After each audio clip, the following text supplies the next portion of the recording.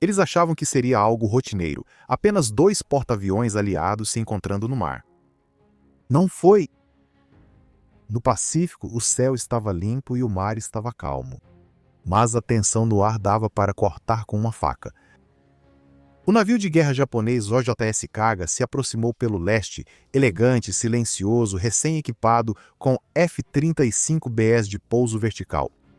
A oeste dela, um super porta-aviões dos Estados Unidos aguardava, escoltado por destroyers com convéses fervilhando de atividade.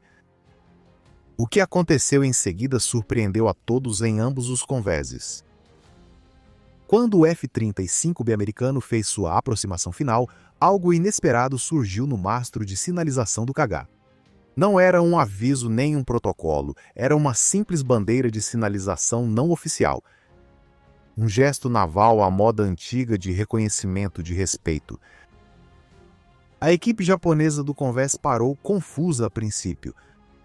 Então você viu os acenos de cabeça, os olhares, o entendimento compartilhado. Dois porta-aviões, dois países, uma linguagem em comum, capacidade. Porque isso não foi apenas um exercício.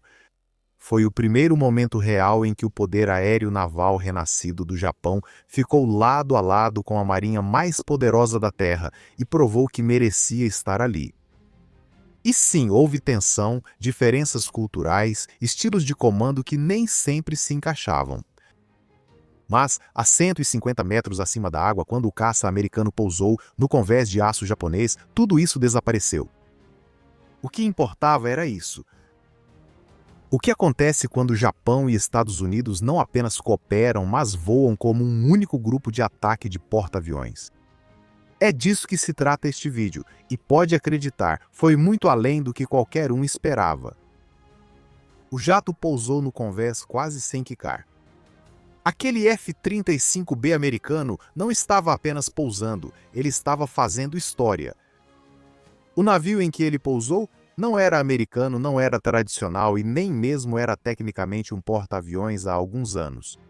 Era o JS Kaga, o novo porta-aviões do Japão renascido recentemente.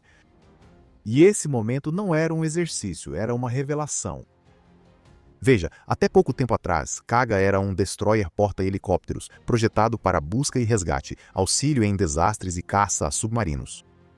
Mas tudo isso mudou. O Japão pegou aquele casco, desmontou tudo e transformou em algo que ninguém jamais esperava. Um verdadeiro porta-aviões capaz de operar aeronaves de asa fixa. O primeiro desde a Segunda Guerra Mundial. Pense nisso! Por décadas, o Japão evitou qualquer coisa que lembrasse uma marinha ofensiva tradicional. Política, Constituição, História. Tudo isso desestimulava o uso de porta-aviões. E então veio a China. Depois a Coreia do Norte. Depois, as tensões envolvendo Taiwan. E de repente, a doutrina do Japão se alinhou com a realidade. Então, o que eles fizeram? Eles modernizaram o Kaga para valer. Reforçaram o convés de voo com revestimento resistente ao calor para pousos verticais. Alteraram a proa para otimizar operações aéreas. Integraram sistemas de navegação compatíveis com protocolos da Marinha dos Estados Unidos. E mais importante ainda, eles o prepararam para operar o F-35B. Isso mesmo. O mesmo caça furtivo que paira, gira, pousa com precisão e se comunica com sistemas dos Estados Unidos como se fossem do mesmo laboratório. Este navio não é um truque ou apenas para exibição. É uma plataforma operacional pronta para emprego, projetada para operar sem dificuldade com os grupos de ataque de porta-aviões da Marinha dos Estados Unidos. E esse pouso não foi uma jogada de marketing. Foi a primeira vez que um F-35B americano pousou em um porta-aviões japonês. Não foi um modelo, não foi uma simulação. Jato de verdade, missão real, aço de verdade. Essa era a maneira discreta do Japão dizer: não estamos mais só observando o Pacífico, agora estamos nele. Os marinheiros no convés do porta-aviões americano do outro lado sabiam exatamente o que isso significava. O Kaga havia cruzado a linha, de navio de apoio a navio de ataque. E quando isso ocorre, você não muda só o propósito de um navio, você muda todo o equilíbrio de poder. Então qual é a grande questão, certo? Um caça, um pouso, um aperto de mão do outro lado do mar, grande coisa. Errado! Porque isso não era só para se exibir, era para aparecerem juntos. O JS Kaga do Japão navega em formação com um grupo de ataque de porta-aviões dos Estados Unidos. São sistemas de radar sincronizados, operações de voo coordenadas e equipes de convés atuando como se treinassem juntas há anos. E aqui está o detalhe. Eles não precisavam fazer isso. Nenhum tratado exigia operações conjuntas de porta-aviões. Nenhuma emergência exigia isso. Isso foi uma escolha. Foi uma escolha dizer alto e claro para quem estivesse assistindo. Treinamos separados, mas agora operamos juntos. E alguém com certeza estava assistindo. China. Com certeza os satélites do EPL fotografaram assim que os dois porta-aviões apareceram juntos. Não se ignora um país como o Japão, especialmente após ele passar de 0 porta-aviões para um porta-aviões pronto para operar caças furtivos, compatíveis com os Estados Unidos. E muito menos quando esse porta-aviões está operando lado a lado com o poder aéreo americano. E se você é a China, sentado do outro lado do Mar da China Oriental assistindo a isso acontecer, você não vê duas marinhas. Você vê um grupo de ataque exibindo as bandeiras de ambas as nações. Esse momento reescreveu as regras. Pela primeira vez em décadas, um porta-aviões japonês não é apenas simbólico, está operacional. E a Marinha dos Estados Unidos não está apenas apoiando o Japão, está se integrando a ele.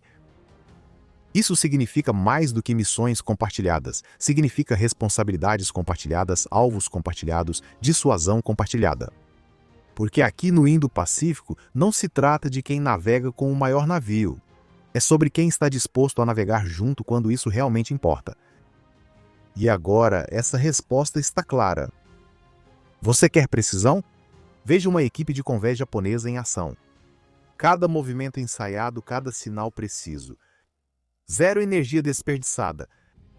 Compare isso à equipe americana. Eficiente, mas mais solta, mais intuitiva, menos rígida. É um ritmo diferente e de alguma forma funcionou. Essa diferença apareceu em todo lugar. No Kaga, as chamadas eram curtas, quase sussurradas. Do lado americano, gritavam comandos pelos fones abertos. Você pensaria que isso geraria conflito. Mas, quando você está pousando caças furtivos de quinta geração a 140 nós, as coisas tendem a acontecer muito rápido. Esse é o lance da aviação naval. Ela não se importa com cultura. O que importa é a execução. Um dos momentos marcantes do encontro ocorreu durante uma passagem aérea. 2 UF-35Bs e 2 F-35Bs da Força Aérea de Autodefesa do Japão voaram em formação de diamante sobre ambos os navios. Com as câmeras gravando, as equipes do convés pausaram. O momento era silencioso, limpo e mortalmente preciso. Então veio o teste real, operações de pouso no convés de outro navio. Um piloto japonês, orientado por um LSO americano, o oficial de sinais de pouso, foi autorizado a pousar no porta-aviões dos Estados Unidos. Ele conseguiu. Limpo, controlado e em cheio no cabo de parada. Pouco tempo depois, um piloto dos fuzileiros navais dos Estados Unidos pousou seu F-35B no Kaga. Novamente, execução perfeita. Você quase podia ouvir os analistas políticos correndo para acompanhar. Mas não se tratava apenas de pousar jatos. Era sobre provar algo que a maioria das pessoas nem achava possível. Que duas marinhas diferentes, falando 2 idiomas diferentes e operando com 2 filosofias de comando diferentes, ainda poderiam voar como uma só unidade. E sim, houve alguns contratempos. Em um momento, uma sinalização equivocada atrasou uma decolagem a partir do elevador de proa do KH. Um LSO americano teve que esclarecer o status do convés 2 vezes. A tripulação japonesa travou os calços da aeronave segundos antes do previsto. Contratempo leve, sem drama, resolvido em segundos.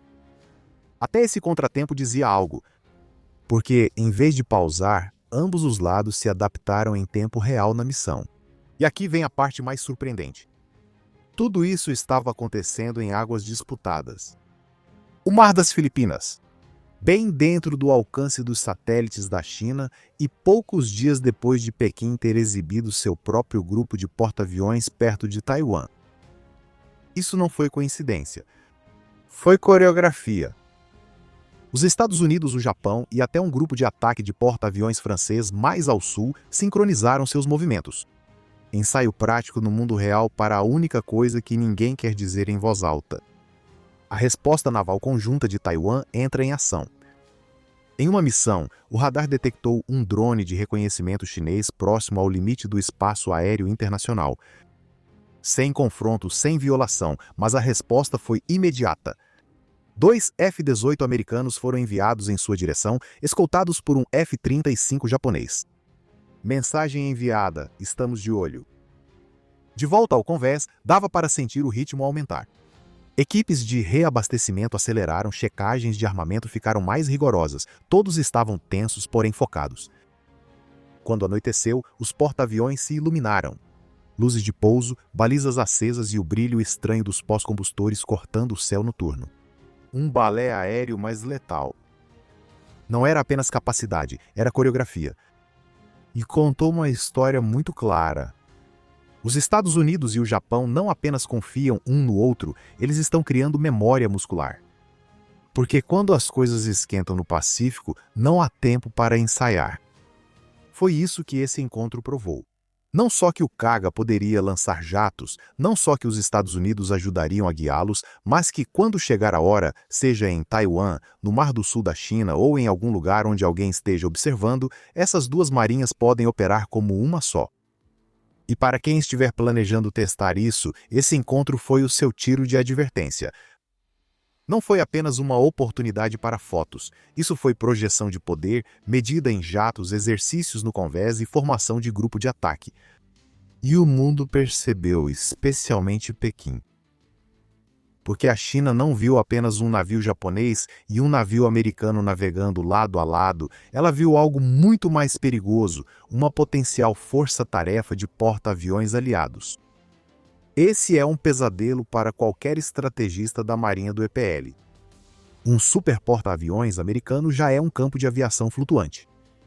Adicione o Kaga do Japão, agora totalmente capaz de operar F-35, e você tem 2 convéses de voo, ISR compartilhado e cobertura aérea, que se sobrepõem se estendendo por centenas de milhas. Não é apenas força, é sinergia. Numa região onde dominar os céus garante controle dos mares, isso pesa mais que o tamanho da frota. Isso mostra que não dá mais para contar com os Estados Unidos lutando sozinhos. Isso mostra que o Japão não só defende sua costa, mas também amplia seu alcance. E o momento não poderia ser mais preciso. As tensões no Estreito de Taiwan estão no auge. A Coreia do Norte voltou a testar mísseis. Embarcações de pesca chinesas, muitas atuando como milícia, apoiada pelo Estado, estão invadindo as águas filipinas. O Pacífico não está apenas esquentando, está fervendo. Então, quando o Japão e os Estados Unidos coordenam uma operação com porta-aviões em tempo real, isso não é apenas um recado, é uma ação. É um reposicionamento estratégico da doutrina de reativa para preparada. E não vamos esquecer, isso não se trata apenas de alinhamento militar, mas também de tecnologia, táticas e confiança. Os Estados Unidos permitem que pilotos japoneses decolem de seus porta-aviões. O Japão ajusta seus sistemas aos protocolos dos Estados Unidos. Esse nível de interoperabilidade não acontece por acaso, a menos que ambos os lados estejam pensando a longo prazo. E para países como Austrália, Filipinas e Coreia do Sul, isso muda a equação. Porque se Japão e Estados Unidos podem operar porta-aviões em conjunto, o que impede uma rede completa de ataque no Indo-Pacífico? É isso que este momento significa. Não é guerra, não é provocação, mas preparação. Isso sinaliza que as forças aliadas não estão mais esperando que algo aconteça. Eles treinam para impedir isso antes de começar. E se algum país está planejando testar essa prontidão, saiba disso. O oceano pode parecer calmo, mas 2 porta-aviões aliados navegando em formação, esse é o silêncio mais barulhento do mar. Então é aqui que chegamos. 2 porta-aviões, 2 nações, um grupo de batalha sincronizado, avançando como se já tivessem feito isso 100 vezes antes. Os Estados Unidos não lideraram, o Japão não seguiu, eles operaram juntos.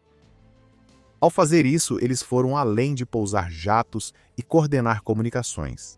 Eles enviaram um sinal. Para os aliados, estamos prontos. Para os rivais, pensem duas vezes. Quando a Força Marítima de Autodefesa do Japão e a Marinha dos Estados Unidos treinam como uma só unidade, isso não é rotina. Isso é doutrina em ação.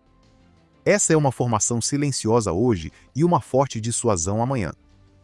E isso nos leva a uma pergunta, talvez a mais importante que fizemos até agora.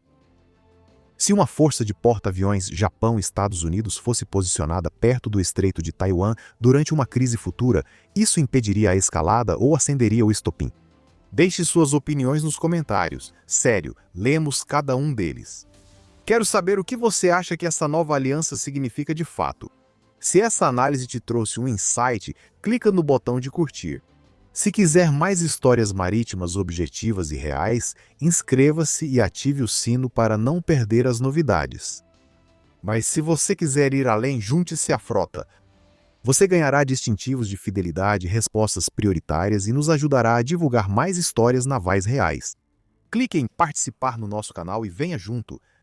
Obrigado por assistir, fique atento e lembre-se, mares calmos nem sempre significam águas tranquilas.